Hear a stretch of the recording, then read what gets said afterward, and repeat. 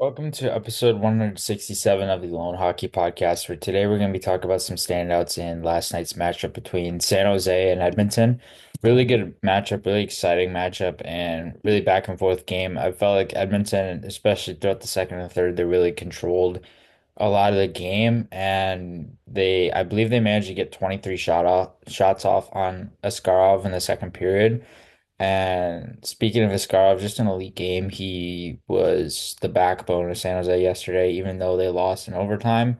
They came very, very close to winning the game, and they had a 2-1 lead up until the goal with 17 seconds left to tie it late in the third period, which I believe was Matthias Ekholm. And so Edmonton, they ended up winning the game 3-2 in overtime. Leon Draisaitl, after ironically early in the game, he missed two open nets, and that was the finally the time he was able to convert there in this.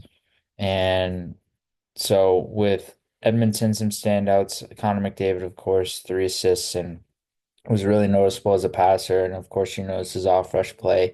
I don't think with McDavid, you're ever going to really slow him down. Like he's always going to have that change of gears. He's always going to have that speed, that pace, that tenacity to his game. And you can minimize the effects of how often and how fast he can go, though.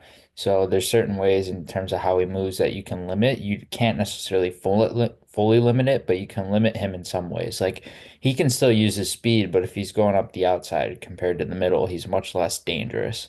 He's still dangerous, but he's not going to be as dangerous. So there's little tweaks and little habits you can try and force him to do that will allow him to be a little less full throttle per se. I don't know, for lack of a better term, I don't know how else to say it, but he was really good all throughout the game. Of course, he's got that speed, he's got the in zone offensive possession, he's got the ability to change gears, change tempo. He's so good maneuvering around guys one on one. It's just like clockwork for him at this point. He makes it look so easy and just really skilled. And we know, and there's not much else that needs to be said about him.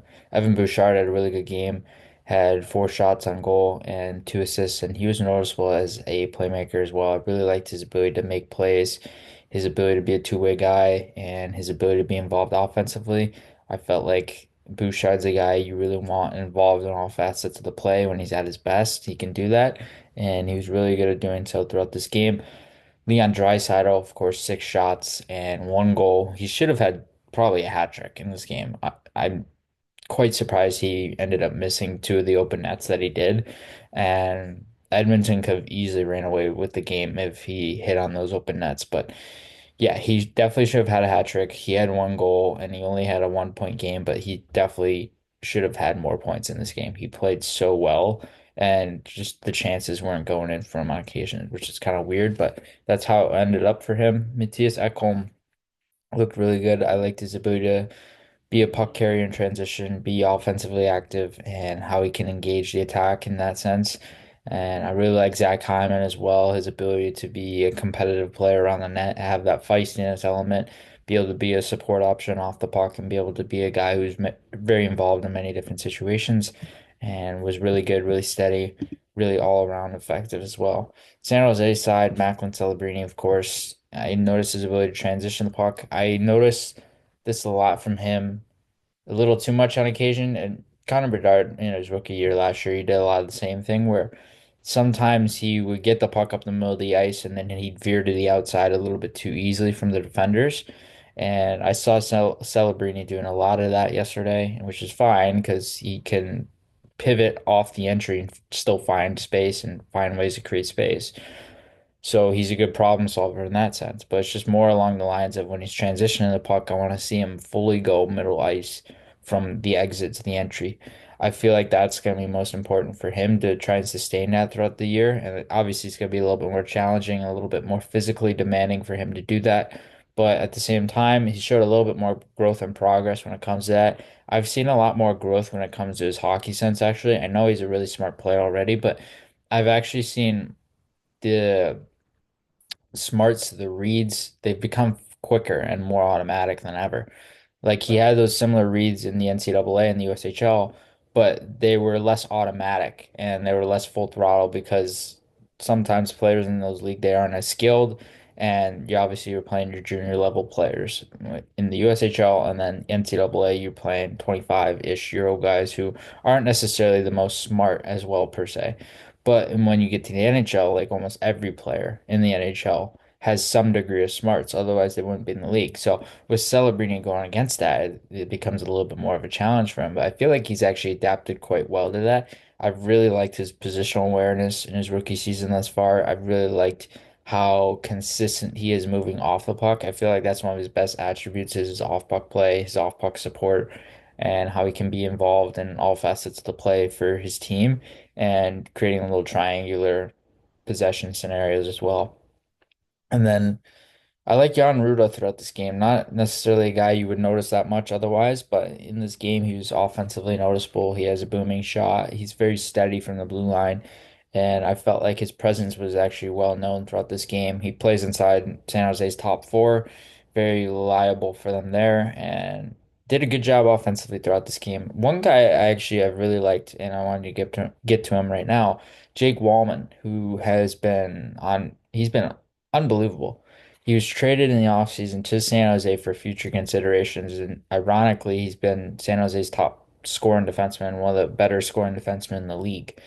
So that's pretty good for future considerations, considering the fact that there's so many different attributes within his game. Like he's a good puck carrier, he's good in transition, he's good offensively, steady defensively. He's got some modern day angling attributes defensively. He can surf, he can hold the line. Like there's some nuances in terms of how he can play, which is also nice. But the fact of the matter is like he's playing so well offensively. He's essentially been their number one defenseman. There really isn't a number one defenseman in San Jose at all, let alone probably a number three or number four. But Jake Wallman right now, he's playing like a number one in that sense because he's reliable in every situation for them. And he's San Jose's number one defender, but on other teams, he wouldn't be a number one defender. But it's good for him because he's able to get the ice time and he's still able to sustain that impact over time, which has been really fun to watch actually, and how he has progressed. Timothy Liljegren, I really liked his game, and I really liked his ability to be a puck carrier in transition defense scenarios. He's noticeable as well. I felt like Liljegren's a guy you don't necessarily notice him a ton offensively, but the consistency from his D positioning and his defensive positioning in zone defensively allows him to create sort of a steady impact in terms of ozone positioning as well. You're not going to see him walking down the line or activating down the offensive blue line a ton.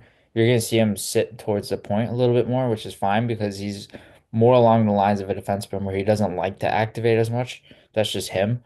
And but when it comes to his offensive positioning, he's steady and it puts him in better positions to defend if there's a transition against scenario as well. And then the goalie, Yaroslav Askarov, of course, we have to talk about him because he was the best player on the ice for San Jose in this game. It wasn't even close. And he was just making save after save after save after save. He just kept going. He kept making more saves.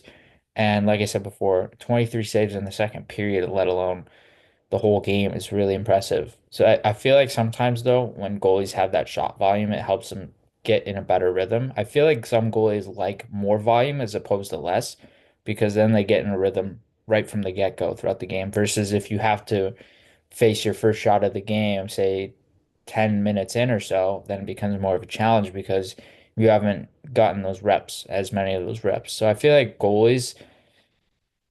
they're more wired in a way, and this is based on an assumption, but I feel like they're more wired in a way where they actually like that volume because it gets them in a rhythm throughout the rest of the game.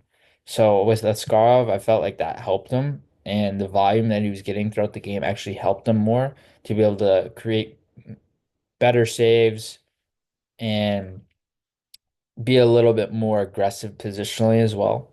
And I noticed that a lot throughout this game. He's got a big frame, but he's not afraid to be aggressive inside the blue paint and towards the top of the paint. And I felt like he did a really good and really steady all around job of being able to defend the paint as well.